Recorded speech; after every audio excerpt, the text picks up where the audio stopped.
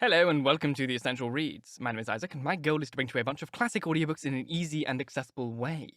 It is a Friday, so we are doing a short story, and for the next couple of weeks, we'll be going through the first Sherlock Holmes story, A Study in Scarlet. So let's begin. I don't know why it's taken me so long to get around to doing Sherlock Holmes.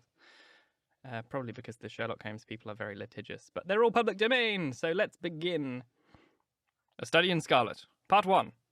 Being a reprint of the reminiscences of John H. Watson, M.D., late of the Army Medical Department. Chapter 1. Mr. Sherlock Holmes. In the year 1878, I took my degree of Doctor of Medicine of the University of London, and proceeded to Netley to go through the course prescribed for surgeons in the Army. Having completed my studies there, I was duly attached to the 5th Northumberland Fusiliers as an assistant surgeon. The regiment was stationed in India at the time, and before I could join it, the Second Afghan War had broken out. On landing at Bombay, I learned that my corps had advanced through the passes and was already deep in the enemy's country.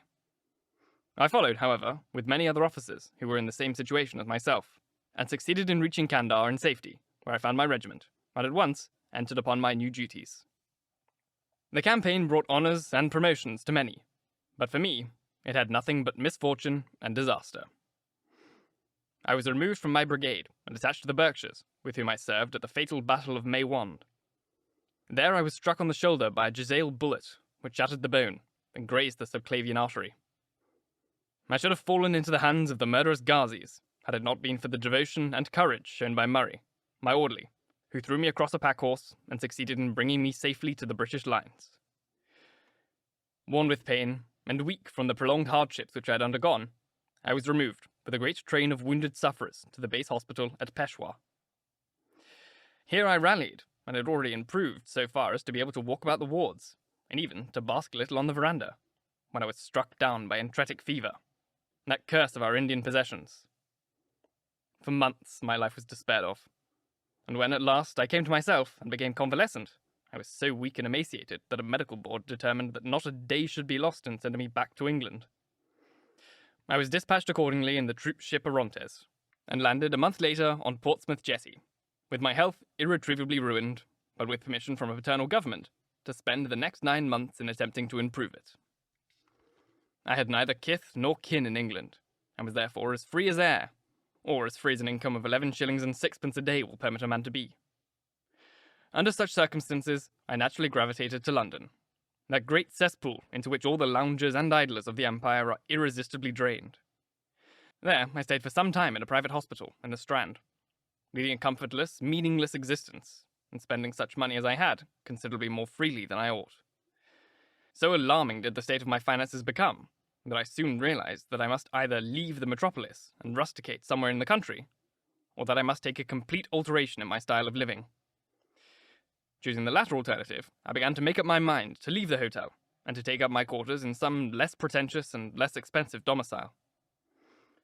On the very day that I had come to this conclusion, I was standing at the Criterion bar, when someone tapped me on the shoulder, and, turning round, I recognized young Stamford, who had been a dresser under me at Bart's. The sight of a friendly face in the great wilderness of London is a pleasant thing indeed to a lonely man. In older days, Stamford had never been a particular crony of mine, but now I hailed him with enthusiasm, and he, in his turn, appeared to be delighted to see me. In the exuberance of my joy, I asked him to lunch with me at the Holborn, and we started off together in a hansom. "Whatever have you been doing with yourself, Watson?" he asked, in an undisguised wonder, as we rattled through the crowded London streets. "You're as thin as a lath, and as brown as a nut." I gave him a short sketch of my adventures, and had hardly concluded it by the time that we reached our destination. "Poor devil," he said commiseratingly, after he had listened to my misfortunes. "What are you up to now?" "Looking for lodgings," I answered, "trying to solve the problem as to whether it is possible to get comfortable rooms at a reasonable price." "It's a strange thing," remarked my companion. "You are the second man today that has used that expression to me." "And who was the first?" I asked. "A fellow who is working at a chemical laboratory up at the hospital. He was bemoaning himself this morning because he could not get someone to go halves with him on some nice rooms in which he had found, but which were too much for his purse." "By Jove," I cried. "If he really wants someone to share the rooms and the expense, I'm the very man for him." I should prefer having a partner to being alone. Young Stamford looked rather strangely at me over his wineglass. You don't know Sherlock Holmes yet, he said. Perhaps you would not care of him as a constant companion. Why? What is there against him? Oh, I didn't say that there is anything against him. He's a little queer in his ideas, an enthusiast in some branches of science. As far as I know, he's a decent fellow enough. A medical student, I suppose, said I. No, I've not the idea what he intends to go for.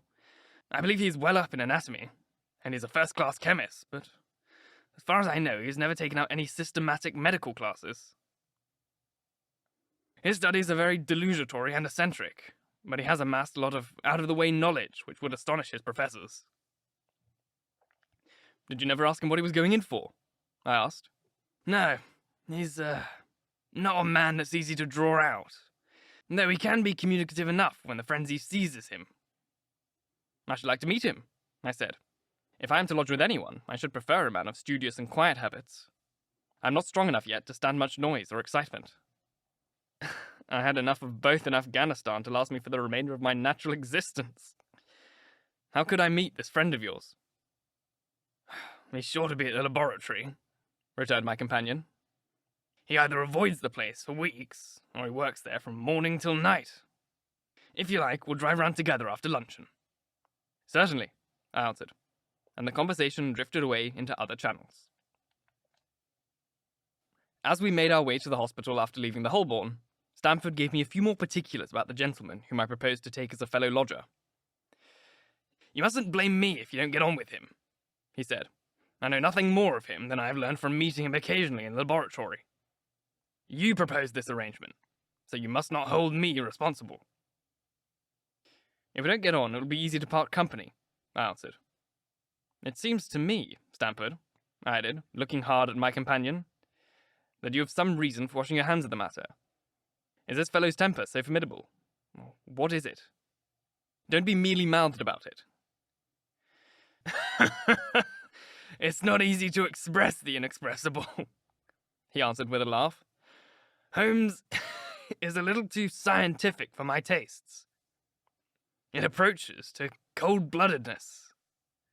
I can imagine giving his friend a little pinch of the latest vegetable alkaloid, not out of malevolence, you understand, but simply out of a spirit of inquiry, in order to have an accurate idea of the effects. To do him justice, I think he would take it himself with the same readiness. He appears to have a passion for definite and exact knowledge. Very too right. Yes, but it may be pushed to excess. When it comes to beating the subjects in a dissecting room with a stick, it is certainly taking rather a bizarre shape. Beating the subjects? Yes, to verify how far bruises may be produced after death. I saw him at it with my own eyes. And yet you say he is not a medical student? No, heaven knows what the object of his studies are. But here we are, and you must form your own impressions about him. As he spoke, we turned down a narrow lane and passed through a small side door which opened into a wing of the great hospital. It was familiar ground to me, and I needed no guiding as we ascended the bleak stone staircase and made our way down the long corridor with its vista of whitewashed wall and dun-coloured doors. Near the farther end, a low-arched passageway branched away from it and led to the chemical laboratory. This was a lofty chamber, lined and littered with countless bottles. Broad, low tables were scattered about, which bristled with retorts, test tubes, and little Bunsen lamps, with their blue flickering flames. There was only one student in the room, who was bending over a distant table, absorbed in his work. At the sound of our steps, he glanced round and sprang to his feet with a cry of pleasure. I've found it! I've found it! He shouted to my companion, running towards us with a test tube in his hand. I've found a reagent which is precipitated by hemoglobin and nothing else. Had he discovered a gold mine, greater delight could not have shone upon his features. Dr. Watson, Mr. Sherlock Holmes, said Stamford, introducing us. How are you? He said cordially, gripping my hand with a strength for which I should hardly have given him credit. You've been in Afghanistan, I presume? How on earth did you know that? I asked in astonishment. Never mind, he said, chuckling to himself. The question now is about hemoglobin. No doubt you see the significance of this discovery of mine. It is interesting chemically, no doubt, I answered. But practically, why man, it is the most practical medico-legal discovery for years. Don't you see it gives us infallible test for bloodstains? Come over here now. He seized me by the coat sleeve in his eagerness and drew me over the table at which he had been working. Let us have some fresh blood, he said, digging a long bodkin into his finger and drawing off the resulting blood drop in a chemical pipette. Now, add this small quantity of blood to a litre of water. You perceive that the resulting mixture has the appearance of pure water. The proportion of blood cannot be more than 1 in a million. I have no doubt, however, that we shall be able to obtain the characteristic reaction. As he spoke, he threw into the vessel a few white crystals, and then added some drops of a transparent fluid. In an instant, the contents assumed a dull mahogany colour, and a brownish dust was precipitated to the bottom of the glass jar. "Ha ha!" he cried, clapping his hands and looking as delighted as a child with a new toy. "What do you think of that?" "It seems to be a very delicate test," I remarked. "Beautiful, beautiful. The old Guercum test was very clumsy and uncertain. So is the microscopic examination of blood corpuscles. The latter is valueless if the stains are a few hours old. Now this appears to act as well whether the blood is old or new. Had this test been invented, there are hundreds of men now walking the earth who would long ago have paid the penalty of their crimes." "Indeed," I murmured. "Criminal cases are continually hinging on that one point. A man is suspected of a crime, months perhaps after it has been committed. His linen or clothes are examined and brownish stains discovered upon them. Are they blood stains, or mud stains, or rust stains, or fruit stains, or what are they? That is a question which has puzzled many experts. And why? Because there was no reliable test. Now we have the Sherlock Holmes test, and there will be no longer any difficulty." His eyes fairly glittered as he spoke, and he put his hand over his heart and bowed as if to some applauding crowd conjured up by his imagination. "You are to be congratulated," I remarked, considerably surprised at his enthusiasm. "There was the case of Bischoff at Frankfurt last year. He would certainly have been hung had this test been in existence. Then there was Mason of Bradford, and the notorious Mueller, and Lefebvre of Montpellier, and Samson of New Orleans. I could name a score of cases in which it would have been decisive." "You seem to be a walking calendar of crime," said Stamford with a laugh. "Might start a paper on those lines. Call it the Police News of the Past." "Very interesting reading it might be made too," remarked Sherlock Holmes, sticking a small piece of plaster over the prick on his finger. "I have to be careful," he continued, turning to me with a smile, "for I dabble with poisons a good deal." He held out his hand as he spoke, and I noticed that it was mottled over with similar pieces of plaster, and discoloured with strong acids. "We came here on business," said Stamford, sitting down on a high three-legged stool and pushing another one in my direction with his foot. "My friend here wants to take diggings, and as you were complaining that you could get no one to go halves with you, I thought I had better bring you together." Sherlock Holmes seemed delighted at the idea of sharing his rooms with me. "I have my eyes on a suite in Baker Street," he said, "which will suit us down to the ground. You don't mind the smell of strong tobacco, I hope?" "I always smoke ships myself," I answered. "That's good enough. I generally have chemicals about, and occasionally do experiments. Would that annoy you?" "By no means. Let's see. What are my other shortcomings? I get in the dumps at times, and don't open my mouth for days on end. You must not think I'm sulky when I do that. Just let me alone and I'll soon be right. What have you to confess now? It's just as well for two fellows to know the worst of one another before they begin to live together." I laughed at this cross-examination. "I keep a bullpup," I said, "and I object to row because my nerves are shaken. And I get up at all sorts of ungodly hours, and I'm extremely lazy. I have another set of vices when I'm well, but those are principally the ones at present." "Do you include violin playing in your category of rows?" he asked anxiously. "It depends on the player," I answered. "A well-played violin is a treat for the gods. A badly played one—" "Oh, that's all right," he cried with a merry laugh. "I think we may consider the thing as settled. That is, if the rooms are agreeable to you. When shall we see them?" "Call for me here at noon tomorrow. We'll go together and settle everything," he answered. "All right, noon exactly," said I, shaking his hand. We left him working among his chemicals and walked together towards my hotel.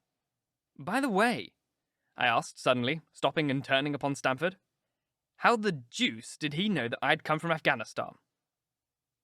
My companion smiled an enigmatic smile. That's just his little peculiarity, he said. A good many people have wanted to know how he finds things out. Oh, a mystery, is it? I cried, rubbing my hands. This is very piquant. I'm much obliged to you for bringing us together. The proper study of mankind is man, you know. You must study him, then, Stamford said as he bade me goodbye. You'll find him a knotty problem, though. I'll wager he learns more about you than you about him. Goodbye. Goodbye, I answered, and strolled on to my hotel, considerably interested in my new acquaintance. Thank you so very much for listening. If you enjoyed, please like, comment, share, all that jazz, and if you really enjoyed, do subscribe, because there is more to come. Chapter 2 will be here next week.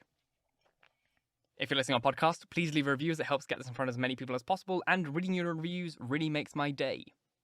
If you want to support the show further, you can click up here to the Ko-Fi link if you're on YouTube, if not in the description box on podcast and also on YouTube.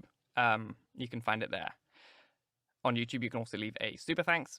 It's like a extra bonus comment thing that you do, and it helps me out a lot. Once again, thank you very much for listening, and until next time, bye-bye.